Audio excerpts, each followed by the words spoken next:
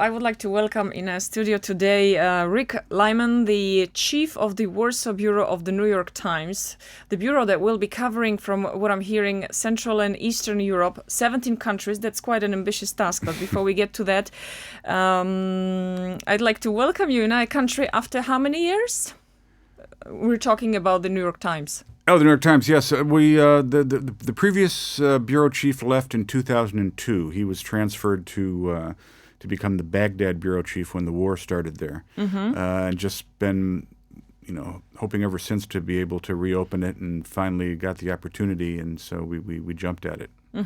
And the opening or reopening of the Warsaw Bureau of the New York Times is actually the reason that brings us here together. Yeah.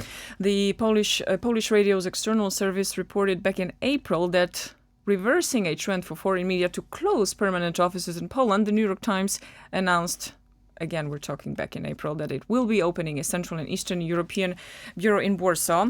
Now, I have to admit, we're looking at the International New York Times, which yes. I gotta believe is the European edition. That's right. And there's an Asian edition as well. Yes, and we are already seeing a front page story from Warsaw by Rick Lyman. We're going to talk about this in a minute, but I think it would be good to start this conversation saying that as a wife of a New Yorker, I have followed the New York Times and read the New York Times, or tried to, for many, many years. So I was actually quite happy to hear that all the news that's fit to print will be, again, looking closer to Poland? Well, we certainly hope so. As you said, the task they've given me is covering quite a broad patch of Eastern and Central Europe and a lot of different countries. But when we thought about where we wanted to put the bureau, it seemed a pretty simple choice that it needed to be in Warsaw because of the vibrancy of the economy and just the size and importance of Poland in the region. So there really wasn't any question of whether we would return to Warsaw or maybe open it in Prague or someplace else. And when was the final decision taken? Would you be aware? Was it somewhere? They started talking. I don't know when they made the decision. They started talking to me about it last December, I think. I'm asking if I may jump in because we Sure. know that there have been a lot of developments connected with Poland's eastern neighbor Ukraine. Oh yes, which has brought the focus back on that country and many aspects connected with cooperation of Poland, Ukraine, and eastern frontier of the European Union, politically, economically. Did that, you think, play a role? In the final say? It didn't initially play a role because they were talking to me about it long before the conflict in Ukraine broke out. But I certainly, I'm sure that my editors are congratulating themselves for being geniuses now that we are here, and it is there is so much happening, and it's as you say, it's not just what's happening in Ukraine, but it's Poland's reaction to it, and Poland being very asserting itself regionally as a voice within Europe and about how to react to Ukraine. And we have already mentioned that you will be in charge of 17 countries in the region. At least that's what the press release said. What made Poland the base? You're going to ask me to name them? Could you? Probably. That's a big pool, no? 17 countries? It's a lot. It's a giant patch of ground, and certainly not anything that any one bureau, one small bureau that I have can cover very comprehensively. But we certainly hope to visit each of the countries and to do stories in each of them. But I would expect, because we are based in Warsaw, that the largest number of our stories will be out of Poland. Would you say there is, I'm sorry if the question is a little trivial, mission behind it?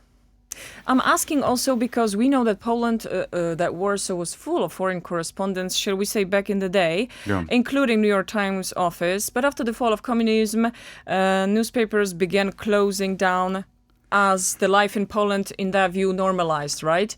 I think that's right. I think that there was a story that Americans understood about this region. It was, first of all, it was initially a story about, Soviet domination and efforts for more independence in the region, and then it became the story about countries in the region coming back to life, and free markets reigniting, and all sorts of development in Budapest and in Prague and Warsaw.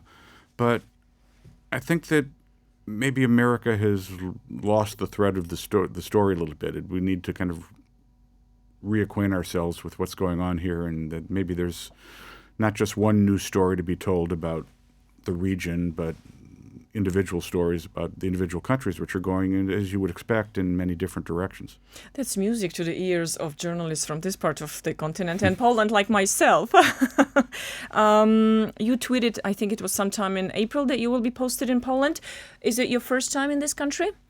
It is the first time that I've been to Poland, yes. When I came, I was here in May and June. I'm scouting for office space in a house.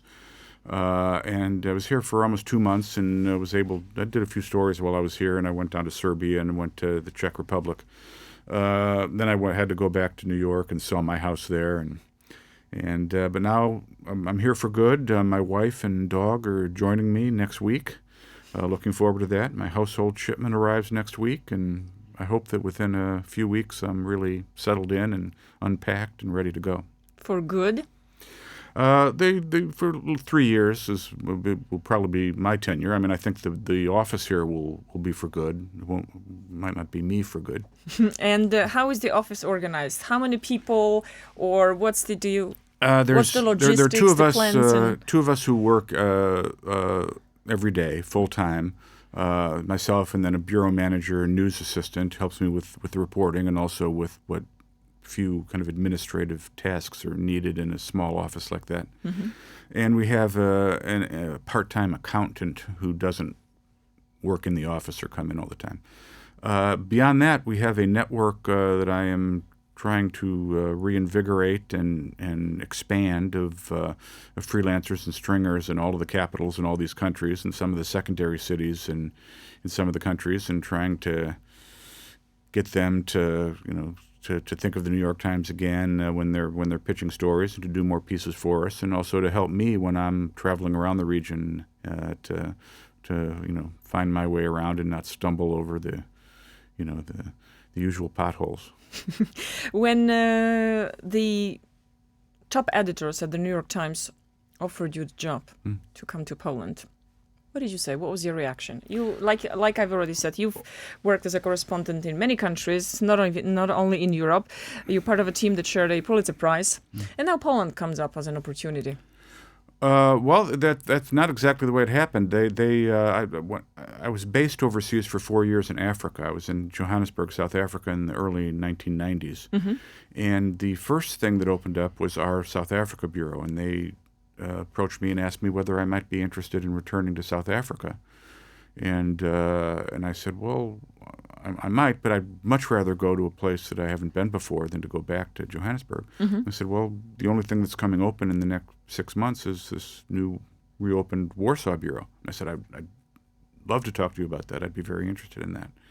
And so that's how that happened. And they said, oh, okay. And we talked about it and came to terms. Did you have much knowledge before that decision about Poland? Not really. My mother's family was on her mother's side was Polish, and they were it was kind of the dominant cultural impact on my life as a child. They were the ones who were, when there were many more people on that side of the family, and so when we'd have family reunions, kind of the Polish side of the family was larger in numbers, and they would Christmas, Easter, events like that were like Polish holidays when I was growing up, and the old, gray-haired great aunts would speak Polish to each other.